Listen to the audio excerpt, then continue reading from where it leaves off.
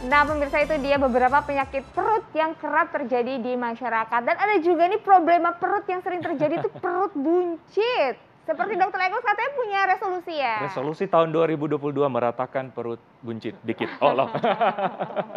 Nah, kita akan membahas ini nih, tentang meratakan perut buncit bisa menangkis penyakit atau tidak. Sebelum itu kita lihat dulu tayangan berikut ini.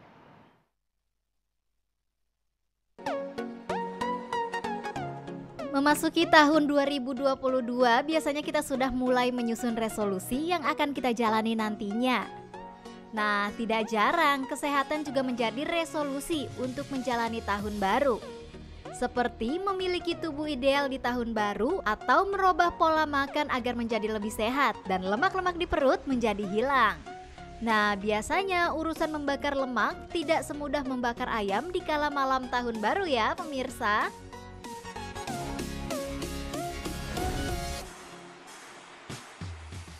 Mempunyai perut buncit tentu saja sangat mengganggu. Selain dapat menurunkan percaya diri, perut buncit juga dapat menyulitkan Anda baik untuk beraktivitas atau memilih baju yang tepat. Perut buncit disebabkan oleh menumpuknya lemak visceral di dalam dan di sekitar rongga perut. Nah, laki-laki disebut obesitas perut bila lingkar pinggangnya melebihi 90 cm, sedangkan pada perempuan di atas 80 cm.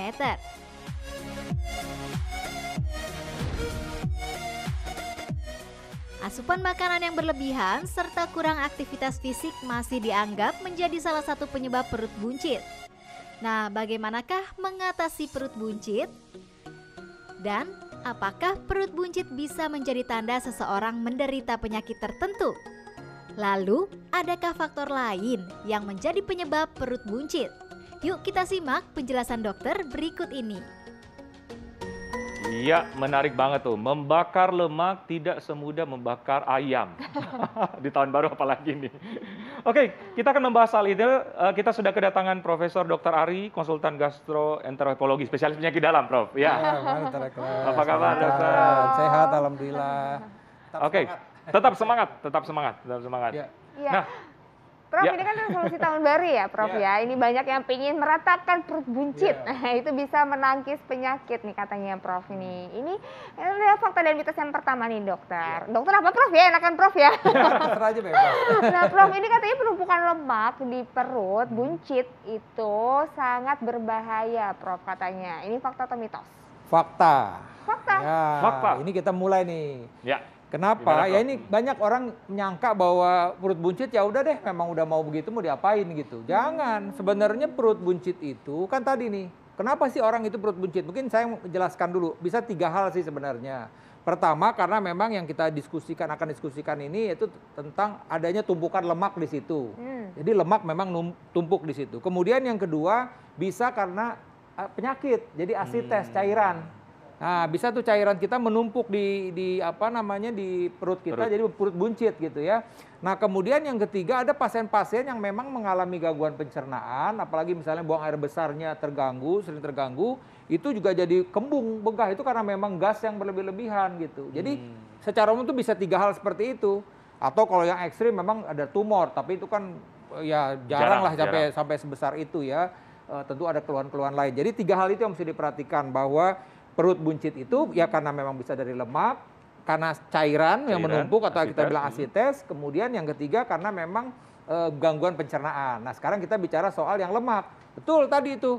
Itu menunjukkan bahwa kalau lemak itu cukup tinggi di situ, itu biasanya juga LDL-nya juga tinggi. Iya. LDL. Jadi LDL itu kolesterol jahat. Jadi kolesterol jahatnya itu tinggi. Dan juga berhubungan dengan yang kita bilang adanya insulin resisten. Insulin ini kan suatu hormon yang dibutuhkan oleh tubuh untuk menyerap gula agar masuk ke dalam jaringan-jaringan. Nah, ketika ini tinggi, nah ini tadi karena berhubungan dengan visceral fat atau lemak di dalam visceral itu, nah berhubunganlah dengan berbagai macam penyakit. Jadi memang betul tadi bahwa perut buncit itu dihubungkan dengan baik itu penyakit kencing manis, kemudian penyakit kolesterol tinggi. Nah, kalau udah ini nanti berhubungan dengan penyakit jantung, ya kan, dan bahkan pada beberapa wanita yang udah menopause itu berhubungan juga dengan beberapa kanker, salah satunya kanker payudara gitu loh. Jadi sekali lagi jangan dianggap remeh tuh perut buncit gitu loh. Oke. Oke. Perut buncit Iya. itu, Prof, kategorinya seperti apa? Masyarakat ingin tahu nih. Ya, jadi kan tadi udah sebutkan, sebenarnya kita bisa melakukan pengukuran atau istilahnya kalau di luar tuh ada kita bilang apple shape. Jadi bentuknya seperti apel, buah apel gitu loh Oke, perutnya, ya. ya kan? Jadi ini atau ada juga yang kita Pear. bilang pear shape. Kalau pear di bawah ya kan Iya. buah pear. Tapi yang kita ngomongin yang apel. Nah, ini diukur tadi betul tuh. Jadi diukur aja lingkaran perutnya berapa. Ya. Tadi kalau laki-laki memang idealnya sekitar 90, kalau perempuan tuh 80. Ya, walaupun kita masih bisa lah range 80 sampai 100 masih oke nih untuk laki-laki, untuk perempuan 70 90. Jadi idealnya sih misalnya 80 gitu loh. Jadi yang Di bawah artinya 80 otomatis yang ideal ya. ya di bawah 80 ya. Kita 80 cukup lah. Terlalu ya kan memang kalau memang makin rendah kan berarti udah nggak ada sama sekali Ya. lemaknya gitu ya. Ya, Tapi ya. itu patokannya begitu. Patokannya. Idealnya cewek tuh ya wanita 80-an, cowok sekitar 90-an. Kita masih bisa toleransi 90 sampai 100, di atas 100 itu udah warning deh gitu. Ukurnya tuh di lingkaran atas perutnya. pusar ya, Dok? Ya, jadi ada diukurnya atas pusar sedikit, ya diukur itunya. Jadi Di pinggang posisi ya? di situ, Mbak, dan kita mesti cara ngukurnya itu mesti 3 kali, katanya begitu. Artinya 3 kali kita mesti memastikan bahwa nanti angkanya kita ini, oh ini satu pertama segini, nanti baru kita bagi 3 gitu loh. Oh, Jadi kan oke. kadang-kadang kan Maksudnya- posisi. Oh, Jadi iya. artinya dalam satu pengukuran jangan sekali aja udah cukup, enggak. Biasanya tenaga medis akan mengukurnya sebanyak 3 kali dalam satu waktu tersebut, dan kalau memang konsisten ukurannya let's say misalnya 90, ya udah 90 diambil Oke, gitu. oke, Oh, oke. gitu. Memang ada pengukurannya Tiga- sampai Iya, 3 mesti kali. diukur ya. 3 kali dalam waktu yang sama ya, Betul. Prof, ya? Jadi sekarang kan gini, kadang-kadang orang yang bagaimana sih ini saya mau tahu obesitas, gemuk. Oke, memang yang sering kita patokannya kan berat badan, tinggi badan, badan. keluar indeks massa tubuh. Nah, sekarang lingkar perut juga menjadi hal yang penting gitu loh. Apalagi tadi berbagai macam isu bahwa lingkar perut itu yang berlebih-lebihan, yang kita bilang perut buncit, berhubungan dengan berbagai macam penyakit gitu. Oke, oke. Jadi Jadi memang ayo bakar lemak ya. Ya. Biarpun tidak semudah bakar ayam. Iya betul. Jadi memang ada studinya tuh kalau dia memang bisa menurunkan lemak di perutnya, itu juga bisa menurunkan berbagai macam resiko penyakit. Jadi benar itu tadi ceritanya. Oke, oke. Iya, Ya. ternyata Nah, banyak dokter, ya. fakta mitos selanjutnya nih, dokter. Katanya perut buncit diderita oleh penderita diabetes. Fakta atau mitos? Tapi Prof jangan dijawab dulu. Oke. Pemirsa mau tahu selengkapnya, saksikan setelah yang satu ini tetap di Hidup sehat. Lagi di Hidup Sehat, nah kita masih membahas mengenai perut buncit. Ini biasa kekhawatiran semua orang ya. Ini katanya harus meratakan perut buncit supaya terhindar dari berbagai penyakit nih, Dokter Eklas. Iya, harus campaign nih ya, kita ratakan, #ratakan perut buncit. Oke, Prof, ada tadi pertanyaan yang belum terjawab. Nah, katanya kebanyakan penderita diabetes memiliki perut yang buncit. Fakta atau mitos? Ya, itu fakta. Yang tadi kan saya Oh. jelaskan bahwa pasien-pasien yang dengan perut buncit tersebut, ya kan, dia memang yang tadi yang kita bilang juga ada visceral fat visceralnya itu memang berhubungan ya dengan yang kita bilang resistensi insulin. Jadi insulinnya itu menjadi resisten, dia misalnya jadi nggak bisa bertugas untuk menyerap karbohidrat tadi, ya. Nah akhirnya apa? Gula itu yang harusnya diserap masuk ke dalam organ-organ, kan kita butuh nih, Ya. organ-organ kita butuh tenaga perlu gula. Nah itu akhirnya tidak optimal kerjanya. Apa yang terjadi? Gula darah menjadi tinggi di dalam darah kita. Ya itulah akhirnya bisa kena penyakit diabetes mellitus yang kita bilang NIDDM tersebut gitu loh. Oke, oke. Jadi itu biasanya yang mesti sih aku diperhatikan, juga kadang-kadang iya. ya Prof ya, kalau misalnya kayak diet atau lagi mengukur gimana sih aku masih udah berlebihan belum berat Iya. badannya, aku tuh lihat di perut biasanya. Iya. Soalnya perut tuh biasanya aku Betul. terakhir Iya. gendutnya. Betul. Itu bisa jadi batasan juga ya Prof Iya, ya? jadi patokannya sekarang begini, sebenarnya kalau buat kita lah nih ya, ini mau oke deh nih, ya Ini ada belanja di layar nih, juga. Di layar ya tuh, Prof. misalnya ini Nah, kayak gini iya. ya, ini kalau lihat dari gambar kan seperti ini. Atau yang lebih simpelnya sebenarnya ya tahun baru nih, ya ini kan boleh nih kita ke mall nih, belanja deh celana Nah. gitu loh. Nah kita nih biasa pakai ukuran berapa nih, 34, kok sekarang jadi 35, 36, wah berarti udah nggak masalah, udah masalah tuh. Jadi itu aja patokannya sebenarnya. Dulu nih, sekarang nih, atau enggak gini, kita Itu cara iseng-iseng deh, simpelnya kita ya. punya celana mungkin Iya. yang masih 2 tahun yang lalu kita cobain, masih muat apa enggak nih sekarang Nah, nih. Ini Nah, Prof ini, nih. Prof. Nah, Ini jadi apa ini nih, kan Prof? contoh ini kan ini grading dari tumbuhan lemak tersebut yang tadi bilang apple ya, bentuknya apa namanya seperti apel gitu ya. Nah kemudian ini turun, ini yang bentuknya seperti pear gitu. Nah ini aja sebenarnya Kan ini kalau kita simpel aja, masyarakat simpel aja, ya tadi tuh nyobain celana aja. Ya kan ketahuan nih, kalau kita nyobain celana, waduh udah nggak muat lagi nih. Misalnya udah begini, nah berarti ini ada problem gitu loh.